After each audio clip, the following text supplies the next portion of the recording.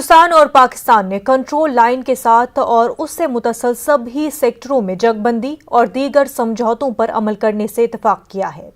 دونوں ممالک کے director general of military operations کے بیچ ہاٹ لائن پر بات چیت کے دوران یہ امور طے پائے۔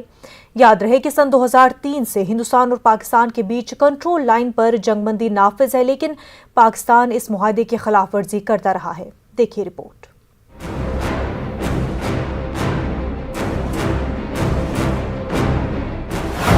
ہند پاک نے جنگ بندی معاہدے پر عمل کو یقینی بنانے سے کیا اتفاق، دیگر سمجھوتوں پر بھی عمل درآمد کرنے پر بھی رضامندی، دونوں ممالک کے ڈی جی ایم اوز کی میٹنگ میں فیصلہ، کسی بھی غلط فہمی کو فلیگ میٹنگ کے ذریعے حل کرنے سے اتفاق۔ ہند و پاک کے director general of military operations نے دونوں ممالک کے بیچ ہاٹ لائن میکانزم کے امور پر مذاکرات کیے ہیں۔ دونوں ممالک کے فوجی عہدیداروں نے لائن آف کنٹرول پر صورتحال کا جائزہ لیا۔ آزادانہ اور خوشگوار ماحول میں دونوں ممالک کے فوجی حکام کی بات چیت ہوئی۔ سرحدوں پر دونوں فریق ممالک کے لیے مفید اور پائیدار امن بحال رکھنے کے حوالے سے یہ گفتگو ہوئی ہے۔ گڑبڑ کی وجہ بننے والے معاملات کا ازالہ کرنے پر دونوں فریقین نے رضامندی ظاہر کی ہے۔ ہند و پاک نے اس سلسلے میں مشترکہ بیان جاری کیا ہے اور line of control per fire بندی معاہدے پر عمل درآمد سے اتفاق کیا گیا ہے۔ اس ضمن میں تمام معاہدوں کی سختی سے پابندی کرنے پر دونوں ممالک نے رضامندی ظاہر کی ہے۔ ہند و پاک کے ڈی جی ایم اوز کی 22 فروری کو ہوئی میٹنگ میں سیز فائر معاہدے کی پابندی سے اتفاق کیا گیا تھا۔ کسی بھی غیر متوقع صورتحال پیدا ہونے یا غلط فہمی پر فلیگ میٹنگ کرنے اور پہلے سے موجود ہاٹ لائن رابطے کے استعمال کا اعادہ کیا گیا ہے۔ فوجی ذرائع کے مطابق فوجی سطح پر اس طرح کے مذاکرات سے شورش سے نمٹنے کے لیے چل رہے آپریشنز اثر انداز نہیں ہوں گے۔ دہشت گردی کو کسی بھی صورت برداشت نہیں کیا جائے گا۔ سرحد پار سے دراندازی کی روک تھام پہلے کی طرح فوج کی اصل ترجیح رہے گی۔ مسلح افواج آپریشنل امور میں فیصلے لینے کے لیے آزاد رہیں گے۔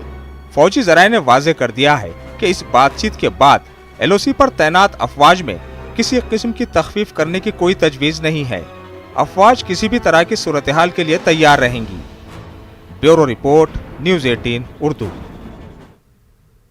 ہندوستان اور پاکستان کے درمیان کنٹرول لائن اور بین الاقوامی سرحد پر جنگ بندی معاہدے کی پاسداری کو یقینی بنانے کے سمجھوتے کا جموں کشمیر میں سیاسی پارٹیوں اور عام لوگوں نے خیر مقدم کیا ہے۔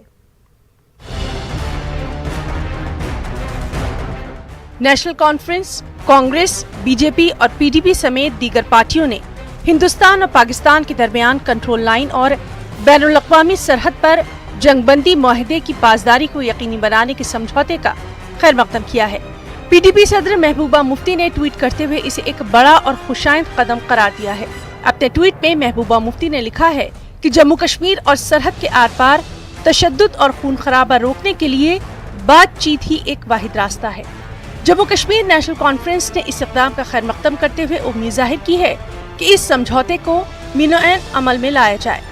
پارٹی کا کہنا ہے کہ اس اقدام سے کنٹرول لائن اور بین الاقوامی سرحد کے علاقوں میں آباد لوگ بلا خلل اپنی معمول کی زندگی بسر کر پائیں گے۔ ادھر جموں کشمیر کانگریس کے صدر غلام احمد میر نے بھی اس اعلان کا خیر مقدم کیا ہے۔ انہوں نے کہا کہ دونوں ممالک کو دیگر سیاسی اور اقتصادی معاملات بھی بات چیت کے ذریعے حل کرنا چاہیے۔ بہت بڑی ڈیولپمنٹ ہے اور نیشنل کانفرنس اس ڈیولپمنٹ کو ویلکم کرتی ہے اور امید کرتی ہے کہ یہ جو ایگریمنٹ کیا گیا ہے، یہ جو آج statement, joint statement between Indian army اور پاکستانی آرمی جو نکالا گیا ہے D G M O level پہ، اس کو امپلیمنٹ کرے ان لیٹر اینڈ اسپرٹ۔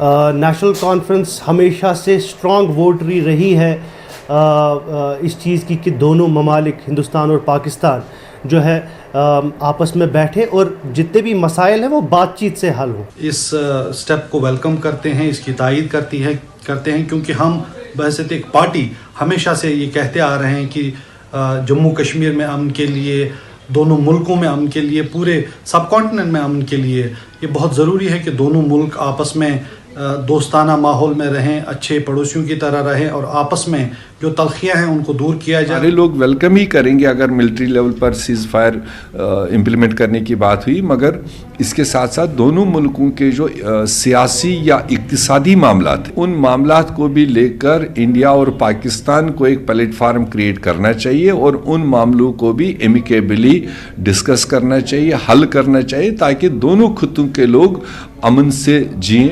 उधर दिफाई तज्जियाकारों का मानना है कि ये मुस्बत कदम है, ताहम ये देखना जरूरी होगा कि पाकिस्तान इस मुआहदे की कितनी पासदारी करता है।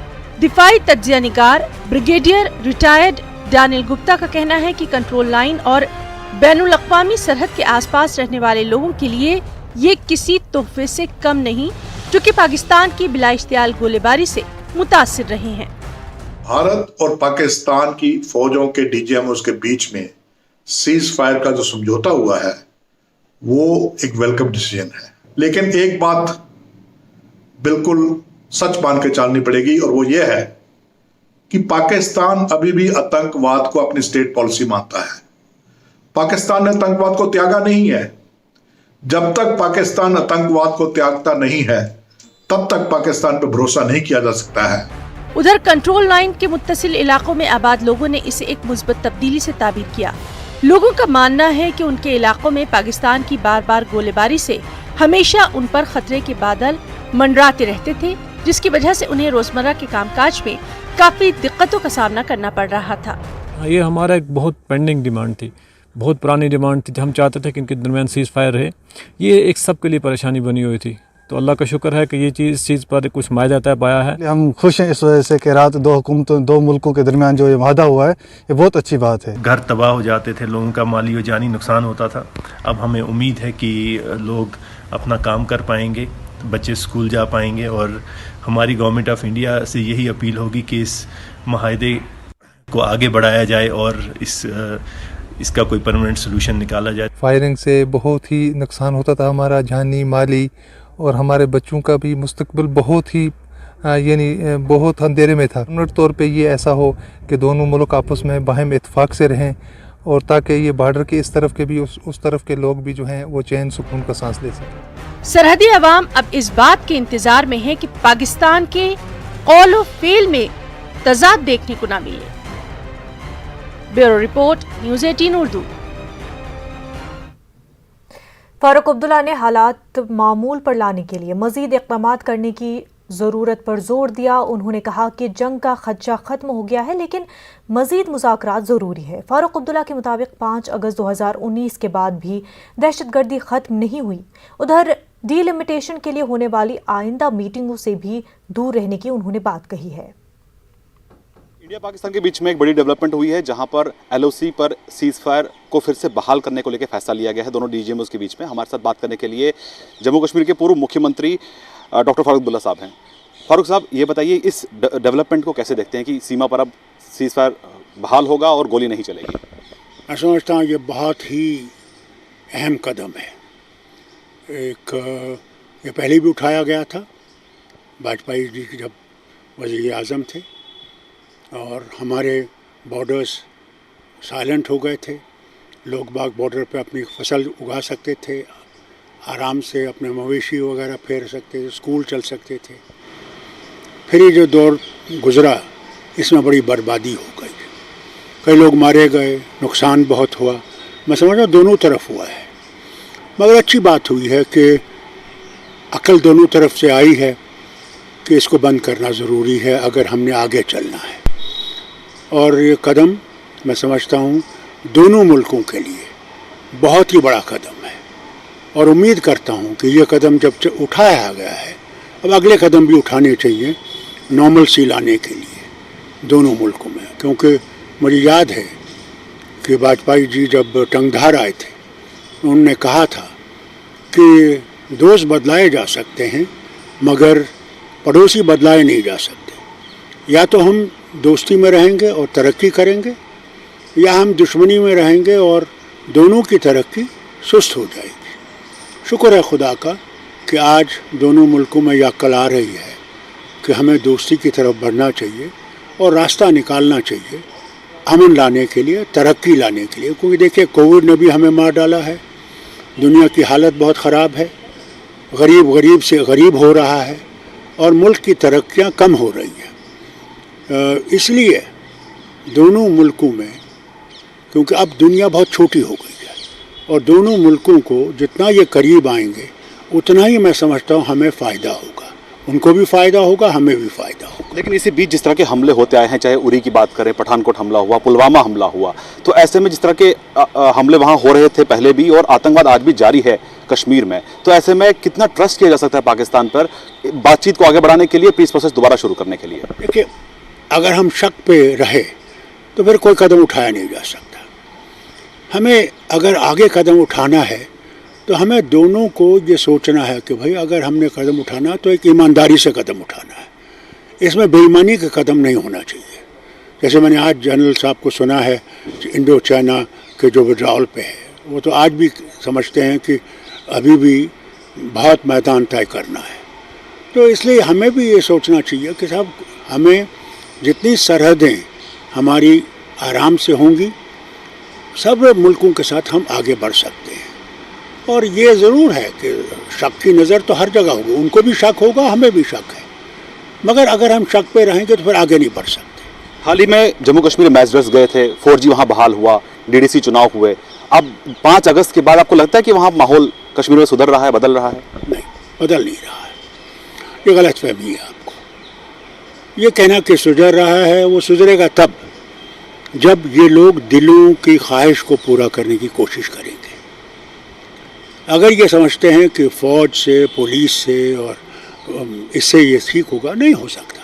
एक गवर्नर और एक एडवाइज़र रियासत को चला नहीं सकते, लोगों के दुख दर्द को देख नहीं सकते। आज इतने महीने हो गए है ना जब से ये हुआ 5 अगस्त, बताइए आतंकवाद ख़त्म हुआ? ये कहते थे आतंकवाद ख़त्म हो जाएगा, आतंकवाद आज भी है। अभी 2 बेचारे पुलिस वाले मारे गए, तो ये तो रोज़ का किस्सा है। और इसके लिए बहुत ज़रूरी है कि उन चीज़ों को समझा जाए कि ये किस लिए है। अगर हम उनको मौका दे रहे हैं ये करने के लिए, उसमें हमारी तो कमज़ोरी होगी, उस कमज़ोरी को हमें दूर करना है। इस साल उम्मीद की जा रही है कि बहुत बड़ी तादाद में टूरिस्ट जम्मू कश्मीर जा सकते हैं। हमने हाल ही में एक वीडियो भी देखा था जहां पर उमर साहब स्कीइंग कर रहे थे गुलमर्ग में। आपको लगता है ये सही माहौल बन रहा है कश्मीर में ताकि टूरिस्ट वापस वहां जाए, वहां पे टूरिज्म को बढ़ावा मिले, वहां पे रोजगार को बढ़ावा मिले? कहता नहीं, टूरिस्ट को कब नहीं हम चाहते थे, क्योंकि हम तो टूरिज्म के ही, सब कुछ कमाई तो हमारी टूरिस्ट से ही होती है, कौन नहीं चाहता है। और हम चाहते हैं कि ज़्यादा से ज़्यादा लोग आएँ, वतन में आएँ, देखें कि वतन कहाँ है, क्योंकि भगवान ने इसको और अल्लाह ने इसको जन्नत बनाया है। अगर इसको हमने जन्नत बनाना है तो उस जन्नत को हमने ठीक तरह से चलाना है, देखना है। और उम्मीद करता हूँ कि बहुत से लोग आएंगे और हमारी खूबसूरत वादी को और खूबसूरत जम्मू को, और हमारे सिर्फ टूरिज़्म वादियों और इस पर नहीं है, धर्म के टूरिज़्म भी है, माता वैष्णो देवी है, कश्मीर में अमरनाथ जी हैं, और भी तीर्थ हैं हमारे यहाँ जिनके लिए बहुत फेमस है कश्मीर। एक हम तो इसे कहते हैं पिरवर, ये वलियों की और संतों की एक जगह रही है, आज भी मशहूर है उसके लिए। एक आखिरी सवाल, इलेक्शन से पहले वहाँ पर डिलिमिटेशन प्रोसेस को पूरा करना है, लेकिन जो डिलिमिटेशन प्रोसेस की पहली बैठक हुई थी उसमें आपकी पार्टी से दोनों MP जिसमें आप खुद भी शामिल हैं, आप नहीं गए, आप क्यों नहीं गए? देखिए, एक तरफ से हम लोग कोर्ट में हैं कि हमने कबूल नहीं किया, जो आपने 370 हटा दिया है और जो आपने 35A हटा दिया है, हम ही नहीं हैं। आप जम्मू के लोगों से पूछिए, वो आपको बताएंगे उनको क्या खतरात हैं इससे। आप देखिए, बैंक के एम्प्लॉयमेंट है, बैंक के एम्प्लॉयमेंट के लिए ये हरियाणा से लोग ला रहे हैं। क्या हमारे जम्मू कश्मीर में वो लोग युवा नहीं हैं, पढ़े लिखे हैं, ट्रेंड हैं, वो लोग काम नहीं कर सकते? तो ये खदशात बढ़ रहे हैं हमारे यहाँ। यही तो सेफ्टी थी उसमें कि वहाँ के युवक के लिए नौकरी थी। आज मुझे भी जम्मू के स्टूडेंट यूनियन के लोग मिले मुझे, उनने मुझसे कहा कि साहब हमारा फ्यूचर क्या है, आप उठाइए ये हाउस में। सेफ गार्ड अगर हमें चाहिए तो क्यों हरियाणा को दे रहे हैं आप? क्या हरियाणा जम्मू कश्मीर के लोगों को ले रहा है? क्या दिल्ली ले रही है? क्या पंजाब ले रहा है? हिमाचल ले रहा है? उनका तो एक ही जगह है जहाँ पे वो बेचारों को ये एक सुविधा थी। तो ये चीज़ें हैं जिसके लिए हम, और जब तक सुप्रीम कोर्ट फैसला नहीं करती है। और मुझे ये बताइए, मैं ये डिलिमिटेशन जब मैं चीफ मिनिस्टर था और मैं 2002 में या 1 में या 2000 में ये कर सकता था, मैंने क्यों नहीं किया? और उस वक्त मुझे टोटल सपोर्ट मिला असेंबली में, बीजेपी से भी, कांग्रेस से भी, नेशनल कॉन्फ्रेंस से और बाकियों से। होल हाउस सपोर्टेड अस कि भाई हिंदुस्तान में, पूरे मुल्क में 2026 में डिलिमिटेशन होने वाली है, तो हमें मुल्क के साथ डिलिमिटेशन करनी चाहिए। क्या ज़रूरत पड़ी इनको आज करने की? बताइए मुझे, क्या ज़रूरत पड़ी? ये भी शक की नज़र डालता है, इसीलिए हमने उन्हें कहा। तो आगे वाली मीटिंग्स में आप शामिल नहीं होंगे? कैसे शामिल होंगे? और हम तो सिर्फ ऑब्जर्वर हैं, हम कुछ नहीं कह सकते, और जो इनको मर्जी हो वही करेंगे। ये तो डेमोक्रेसी नहीं है। देखिए, इसमें कोई शक नहीं है कि ये बहुत ही इज़्ज़त रखते हैं गुजरात में, और गुजरात के मैं समझता हूँ लोगों में भी इनके लिए मोहब्बत है। तो उन्होंने इसीलिए मैं समझता हूँ इस स्टेडियम को उनके नाम से रखा है। अगर कि ये पहले स्टेडियम सरदार वल्लभ भाई पटेल के नाम से था, मगर मैं उसमें नहीं, उस कंट्रोवर्सी में जाना नहीं चाहता। समझता हूँ कि अगर इनके नाम पे रखा गया है तो कोई बुरी बात नहीं है, अच्छी बात है, रख लिया। और बहुत मैं समझता हूँ एशिया में सबसे बड़ा स्टेडियम है, 1 लाख से ज़्यादा बैठ सकते हैं।